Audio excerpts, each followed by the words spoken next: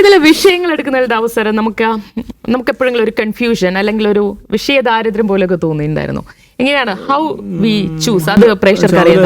നമ്മൾ പ്രൊഡ്യൂസർ എപ്പോഴും ഉള്ള തുടക്കം മുതലുള്ള നമുക്ക് നല്ല പ്രൊഡ്യൂസേഴ്സ് എപ്പോഴും ഉണ്ടായിരുന്നു. റൈറ്റ് ഫ്രം ബത്തേരി, നൗഷാദ് ബത്തേരി, പിന്നെ അലി കൂട്ടായി വരുന്നുണ്ട്, പിന്നെ അലി തുറക്കൽ വരുന്നുണ്ട്, സുഹൈൽ വരുന്നുണ്ട്, നമ്മുടെ സുസു വരുന്നുണ്ട്, പിന്നെ ഇടയ്ക്ക് സികേഷ് ഉണ്ടാവും. പിന്നെ ആരൊക്കെ ടീമാണ്. അതെ അതെ അതെ. പിന്നെ ആരൊക്കെ ഉണ്ടായിരുന്നു? പിന്നെ ഇവിടുന്ന് റിപ്പോർട്ടർ പോയിട്ടുള്ള ഒരു ഷാബാസ് ഉണ്ടായിരുന്നു. ഷാബാസ് നമ്മുടെ പ്രൊഡ്യൂസർ. ഇപ്പം കുറേ കാലം ഇജാസാണ്. ഇജാസ് വിഷയങ്ങൾ സെലക്ട് ചെയ്യുന്നതിൽ എന്താണ് കിടുവാണ്. അപ്പം ഔട്ട് ഓഫ് ഫോക്കസിന്റെ പ്രേക്ഷകരെ പുള്ളിക്കാണ് നന്നായിട്ട്, നമ്മളെക്കാൾ നന്നായിട്ട് അറിയാം. നമ്മൾ വിഷയങ്ങൾ എടുക്കുമ്പോൾ അതിൽ നമുക്കൊരു ക്രൈറ്റീരിയ അല്ലെങ്കിൽ ഒരു ഇമ്പോർട്ടൻസ് അങ്ങനെ എന്തെങ്കിലും നോക്കിയിട്ടാണോ നമ്മൾ ചെയ്യുന്നത്?